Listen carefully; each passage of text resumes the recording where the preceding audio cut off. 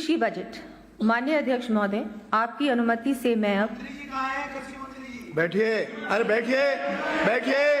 माननीय सदस्य, माननीय सदस्य, माननीय सदस्य, माननीय साहब व्यवधान न करें। माननीय व्यवधान नहीं। माननीय मंत्री जी, माननीय साहब बैठे। अरे उनको बैठाए ना, तो आप तो बैठो। बैठिए, बैठिए, बैठिए, बैठिए। अरे आप बैठिए, बैठिए। आपकी अनुमति से अब मैं सदन के समक्ष कृषि बजट प्रस्तुत कर रही हूँ। किसी भी देश के लिए कृषि और हमारे अन्नदाता किसान साथियों की महत्ता राष्ट्रपिता महात्मा गांधी के कथन से स्पष्ट हो जाती है।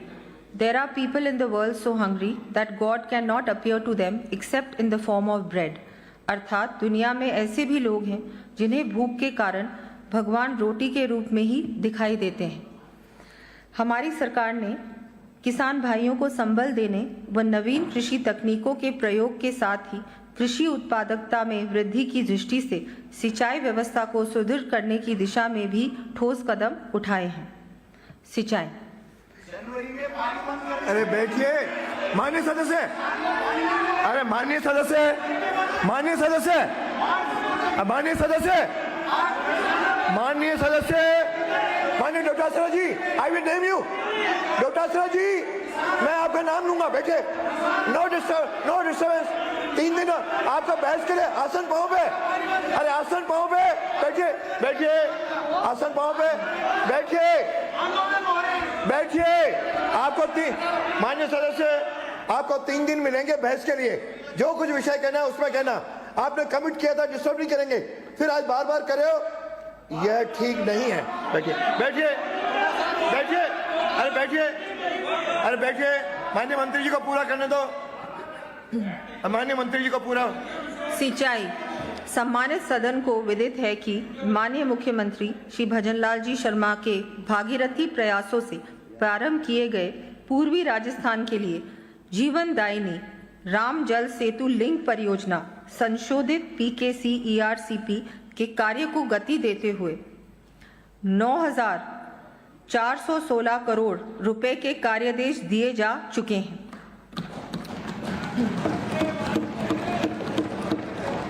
12,064 करोड़ रुपए की निविदाएं जारी की जा चुकी हैं तथा 12,807 करोड़ रुपए की स्वीकृति जारी की गई है।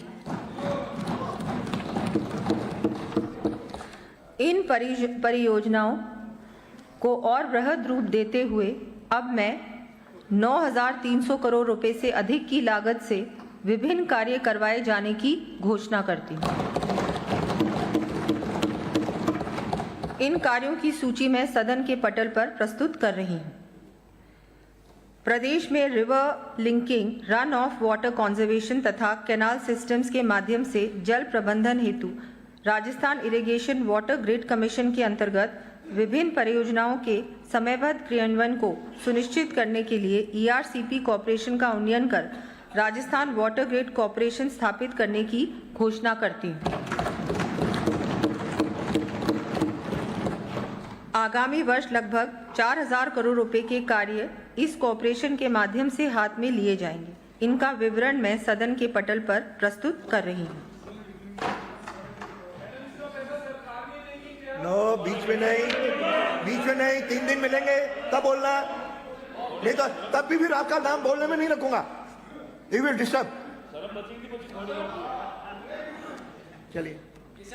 ये अध्यक्ष महोदय, बहुत सारे कार्य हैं इसलिए थोड़ा समय लग रहा है।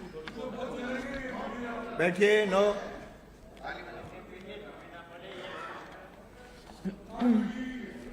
कृषि क्षेत्र में जल दक्षता बढ़ाने हेतु आगामी वर्ष विभिन्न सिंचाई योजनाओं के माध्यम से माइक्रो इरिगेशन के लिए 1 लाख हेक्टेयर से अधिक क्षेत्र में प्रावधान करने के साथ साथ 3,50,000 हेक्टेयर में ड्रिप एवं स्प्रिंकलर इरिगेशन सिस्टम के लिए अनुदान दिए जाने की घोषणा करती हूँ। इस पर 1,250 करोड़ रुपए का व्यय होना प्रस्तावित है।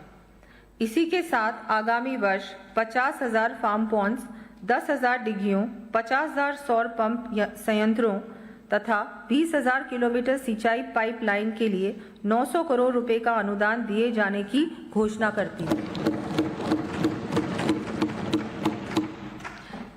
इन योजनाओं के माध्यम से 4 लाख से अधिक विकास साथी लाभान्वित हो सकेंगे, किसान साथी लाभान्वित हो सकेंगे। कृषक कल्याण। माननीय प्रधानमंत्री श्री नरेंद्र मोदी जी ने देश के विकास में किसान साथियों की भूमिका को रेखांकित करते हुए कहा है, हमारे किसान भाई बहनों पर देश को गर्व है। ये जितना सशक्त होंगे, नया भारत भी उतना ही समृद्ध होगा। मुझे खुशी है कि पीएम किसान सम्मान निधि और कृषि से जुड़ी अन्य योजनाएं देश के करोड़ों किसानों को नई ताकत दे रही हैं। इस वर्ष माननीय मुख्यमंत्री जी ने प्रदेश के किसानों के हित में पीएम किसान सम्मान निधि की राशि में वृद्धि की थी। आगामी वर्ष से इस राशि को और बढ़ाकर 9,000 रुपये प्रतिवर्ष करने की मैं घोषणा करती हूँ।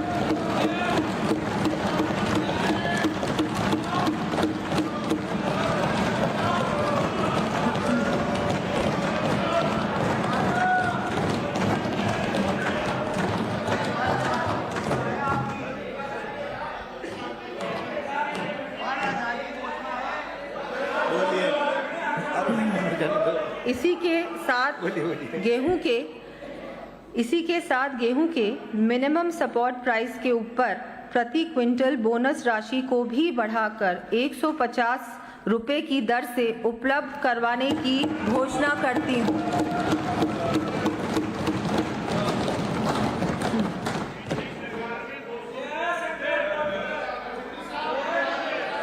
कृषि विकास। हमारे देश में प्राचीन काल से ही अन्न उपजाने को अति महत्वपूर्ण माना गया है।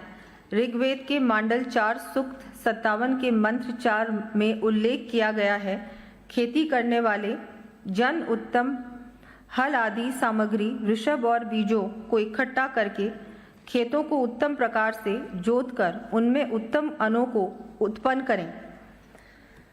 प्रदेश में कृषि एवं हॉर्टिकल्चर के विकास को सुनिश्चित करने के लिए हमारे द्वारा लागू की गई राजस्थान कृषि विकास योजना के अंतर्गत आगामी वर्ष 1,350 करोड़ रुपए के कार्य कराने की मैं घोषणा करती हूँ।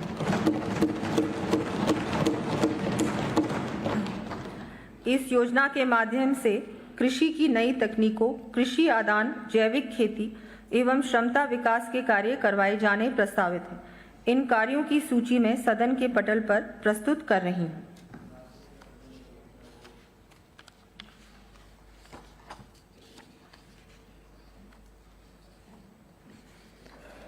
केंद्र सरकार द्वारा घोषित प्रधानमंत्री धन धान्य कृषि योजना के अंतर्गत आगामी वर्ष राज्य के चयनित जिलों में परियोजनाएं लेते हुए राज्य से कन्वर्जेंस हेतु 50 करोड़ रुपए का प्रावधान करना प्रस्तावित करती हूं।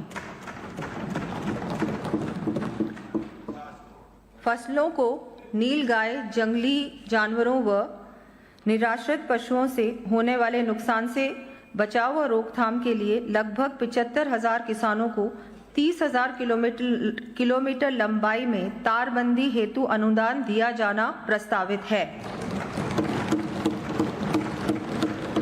इस पर 324 करोड़ रुपए का व्यय होगा।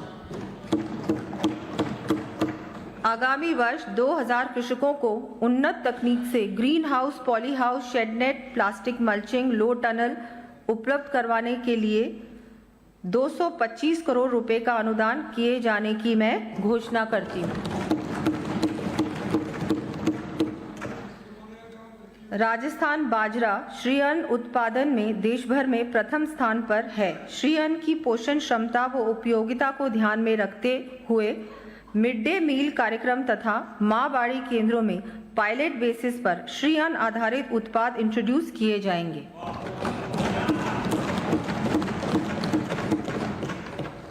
श्री अन्न के उत्पाद आमजन को आसानी से उपलब्ध कराने एवं प्रचलन में लाने हेतु प्रत्येक जिले में प्रमुख स्थानों को चिन्हित कर मिलेट्स उत्पाद आउटलेट्स खोले जाएंगे।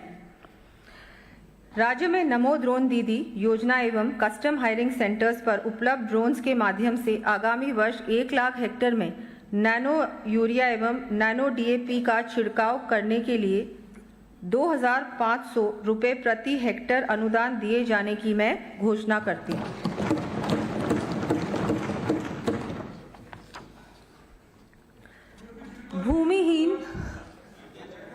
भूमिहीन कृषि श्रमिकों को कार्यकुशलता बढ़ाने हेतु 1 लाख भूमिहीन कृषि श्रमिकों को 5,000 रुपये लागत तक के कृषि यंत्र एवं उपकरण उपलब्ध करवाए जाएंगे। इस पर लगभग 50 करोड़ रुपए की लागत आएगी।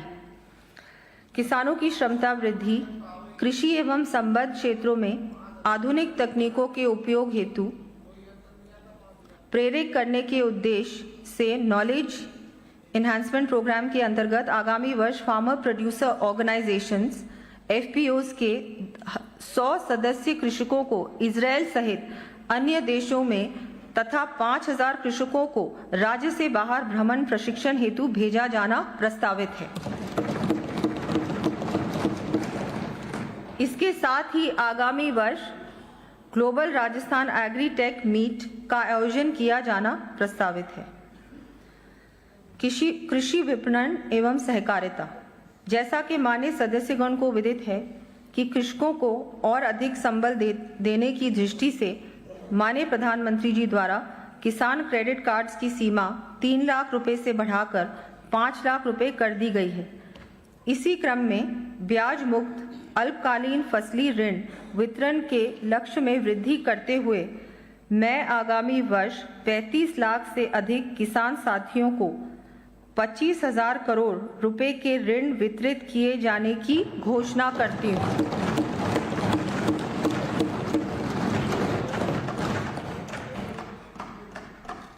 इस हेतु 738 करोड़ रुपए ब्याज अनुदान पर व्यय किए जाएंगे।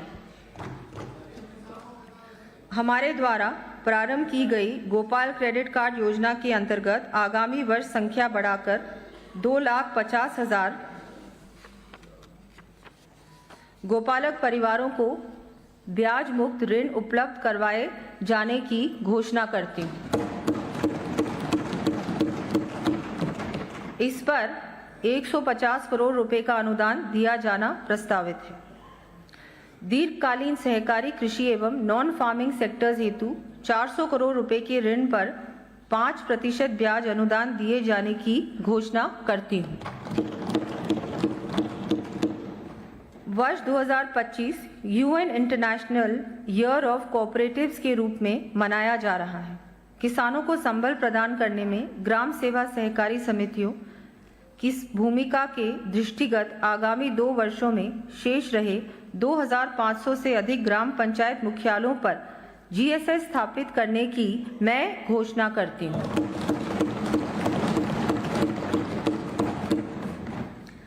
इस हेतु GSS स्थापना के मापदंडों में आवश्यकता अनुसार रिलैक्सेशन भी दिया जाना प्रस्तावित है।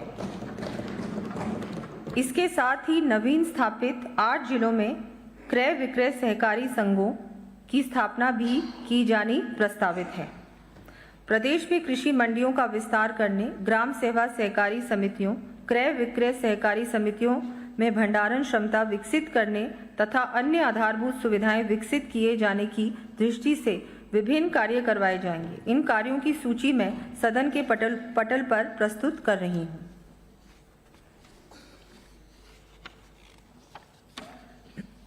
पशुपालन एवं डेयरी, प्रदेश में पशुपालकों को आर्थिक सुरक्षा प्रदान करने के लिए मुख्यमंत्री मंगला पशु बीमा योजना शुरू की गई है। इस योजना का दायरा बढ़ाते हुए आगामी वर्ष प्रत्येक श्रेणी में बीमित पशुपालकों की संख्या को दुगना किए जाने की घोषणा करती हूँ। इस पर 200 करोड़ रुपए का अतिरिक्त व्यय प्रस्तावित है। आगामी वर्ष सेक्स ऑडिट आर्टिफिशियल इंसेमिनेशन के लिए प्रथम 2 AI पर 75% अनुदान के साथ ही शेष 2 AI पर तक 50% अनुदान देते हुए 10 लाख पशुपालकों को लाभान्वित किया जाना प्रस्तावित करती हूँ।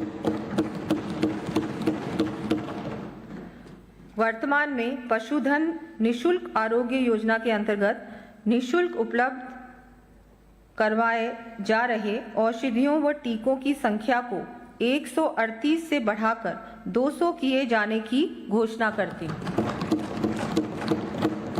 इस पर 40 करोड़ रुपए का अतिरिक्त व्यय अनुमानित है। प्रदेश के उपभोक्ताओं को गुणवत्तापूर्ण दूध व मिल्क प्रोडक्ट्स उपलब्ध कराने तथा मिल्क प्लांट्स की प्रोसेसिंग कैपेसिटी बढ़ाने एवं पशु आहार संयंत्रों का विस्तार करने हेतु 540 करोड़ रुपए के कार्य हाथ में लिए जाएंगे। इन कार्यों की सूची मैं सदन के पटल पर प्रस्तुत कर रही हूँ।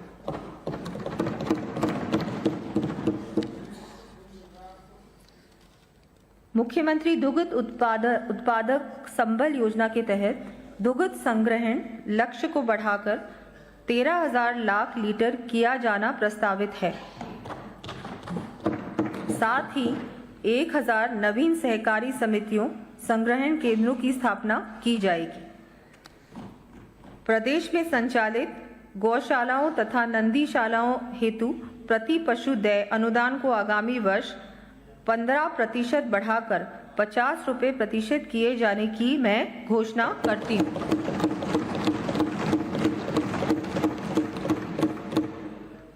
साथ ही शीत ऋतु में गायों के स्वास्थ्यवर्धन की दृष्टि से गौशालाओं को आवश्यकता अनुसार अनुदान के स्थान पर बाजरा भी उपलब्ध करवाए जाने का विकल्प दिया जाना प्रस्तावित है। मैं प्रदेश में पशुपालकों को बेहतर पशु चिकित्सा लाभ उपलब्ध करवाने के लिए पशु चिकित्सा सुविधाओं के विस्तार करने के साथ साथ विभिन्न पशु चिकित्सा संस्थान खोले क्रमोन्नत किए जाएंगे। इनका विवरण मैं सदन के पटल पर प्रस्तुत कर रही हूँ।